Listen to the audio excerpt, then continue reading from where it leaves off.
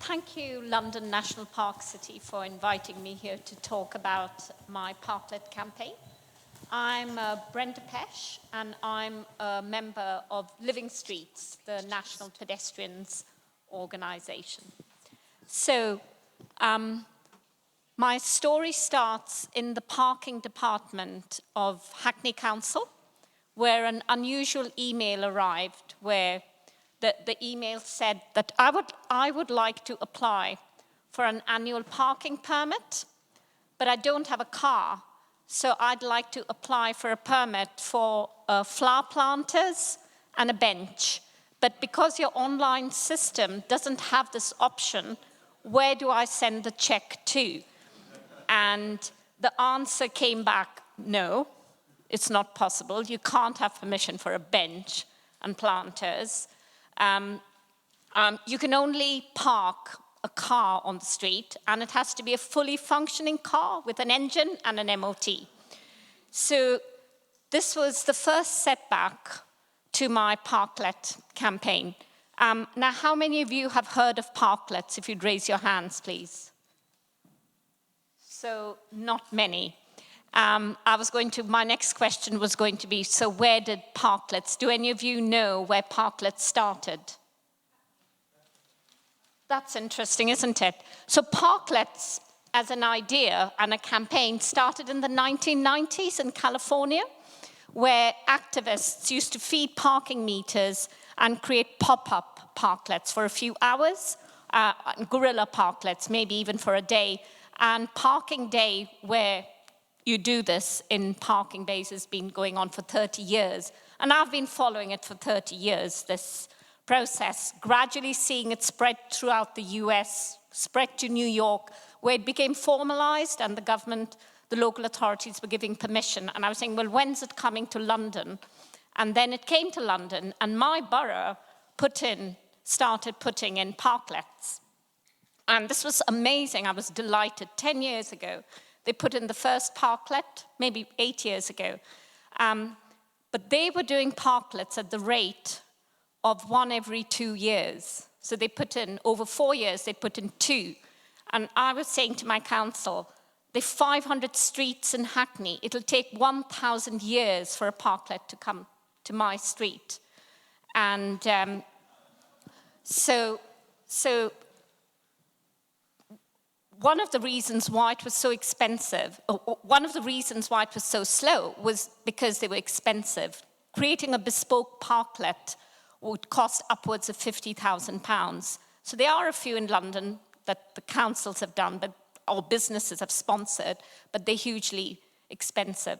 And I felt that what you needed was a bottom-up approach, a community-led approach where people could apply and get together and build their own parklets. And it would allow communities to invest in their public realm and allow people to get together to do this. And I felt this was a more natural way of doing it, and I felt it would be scalable and it could possibly be transformational for our streets. This was a very difficult idea to convey to the council. So I felt there was no option but to take matters into my own hands and to let's go forward, yeah. So I felt there was no option, but to take matters into my own hands and to demonstrate to the council that an individual or a community could create a parklet at a fraction of the cost, and it could be successful. And why did I think this was important? In Hackney, as in most of inner London, the number of households who don't have cars is double the number of households who do have cars. Yet 100% of our curbside space is devoted to car parking. So that is unfair. The other thing is that cars are parked on an average throughout the UK for 95% of the time, according to the RAC. This is a very inefficient use of space. And the third reason is that it's not green to have our streets dominated by tarmac and cars.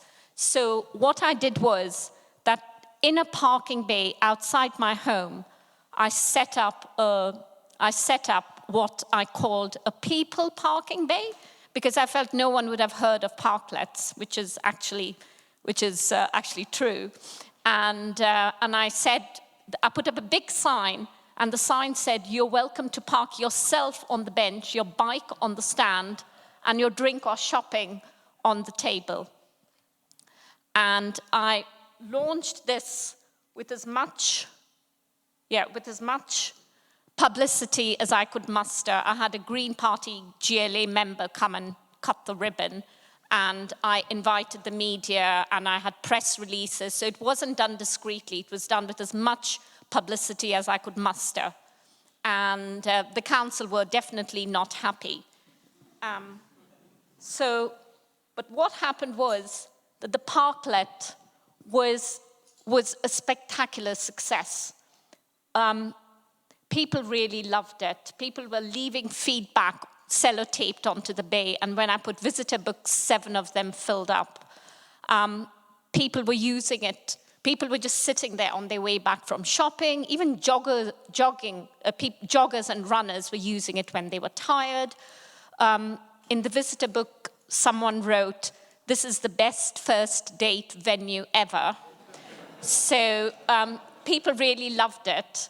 And it became a community focal point. People were putting notices there. People were leaving books there. It was like a mini library. And it gave me great pride to see strangers talking to each other over there. But it lasted 3 weeks before it got an eviction notice. But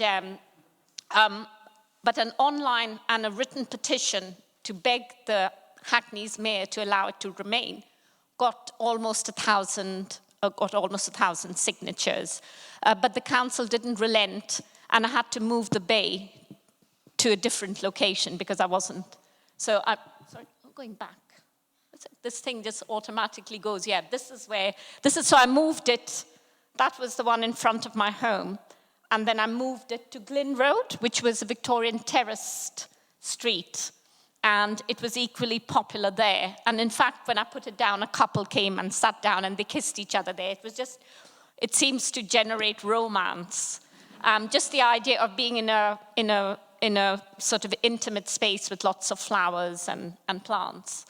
And the second time, it lasted 2 weeks.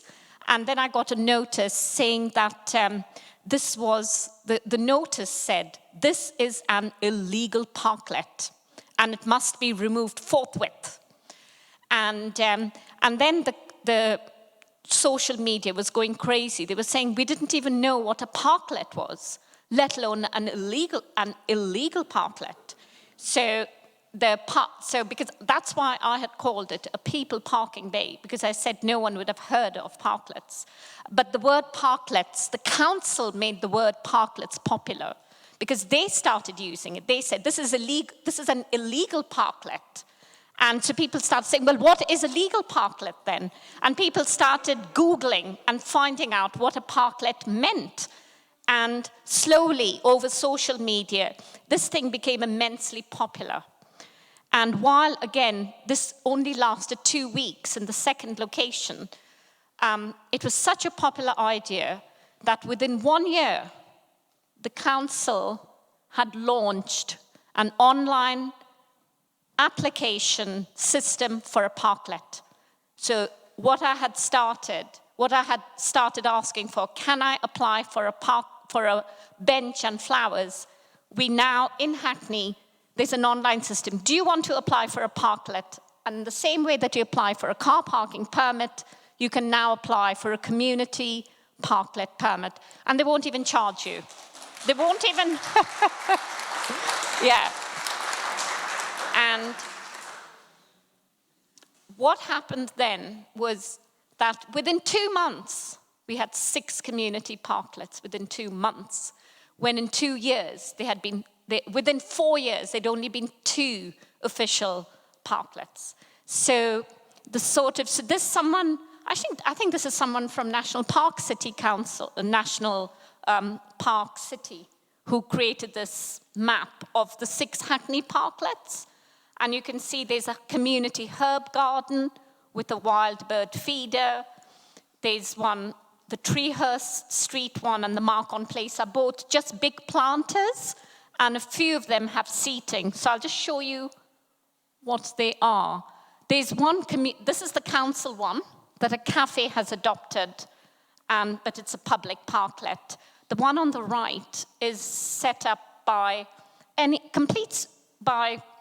different people on the street who got together and set up this herb garden and a bird feeder parklet, where people can come and just pick herbs.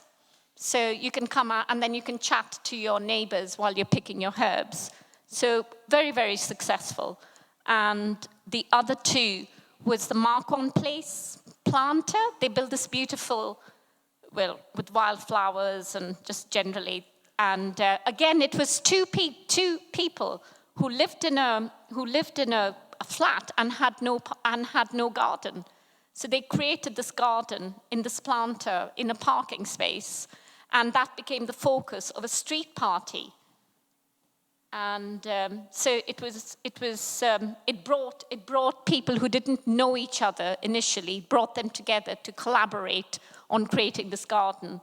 And this is Princess May Parklet.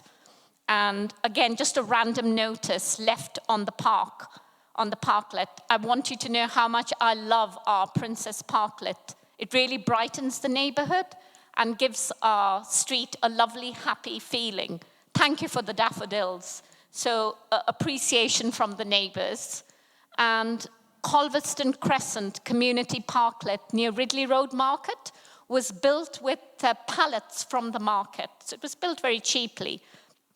Now I should say these parklets that you can see were built in a few £100. So under £500, these parklets were built.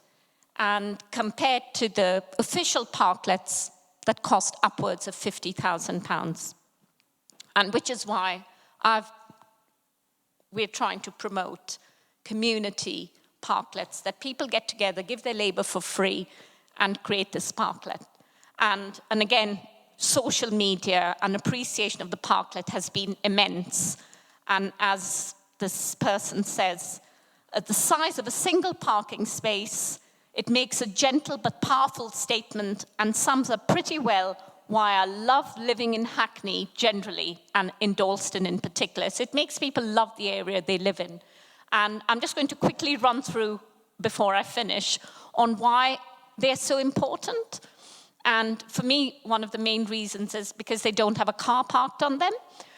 Secondly, they do not have to be managed and financed by the taxpayer. They're scalable due to their low cost and because they're devolved to the community. It allows you, if you have seating, it allows you to rest on your journey if you're older or disabled or laden down with shopping, and it allows you to get out and do some exercise because it gives you a seating spot. Having a community focal point on each street brings communities together and facilitates community interaction.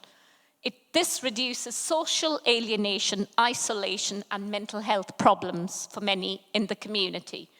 And one of the main things is that it provides an opportunity for greening the street and allows people to create the greenery on their street. So that is the start of my campaign. Well, that's sort of, it's a successful campaign, and it's still ongoing. And if I have a minute, just to add that what the parklets have done is that it has brought people together, and people are saying we want to do more to improve our streets. We want to reduce traffic on our streets. We want to reduce through traffic. We want to create more of these, have more, and they just have ideas. It generates community ideas, brings them together, and creates a powerful lobby for creating more livable streets. So, thank you for listening.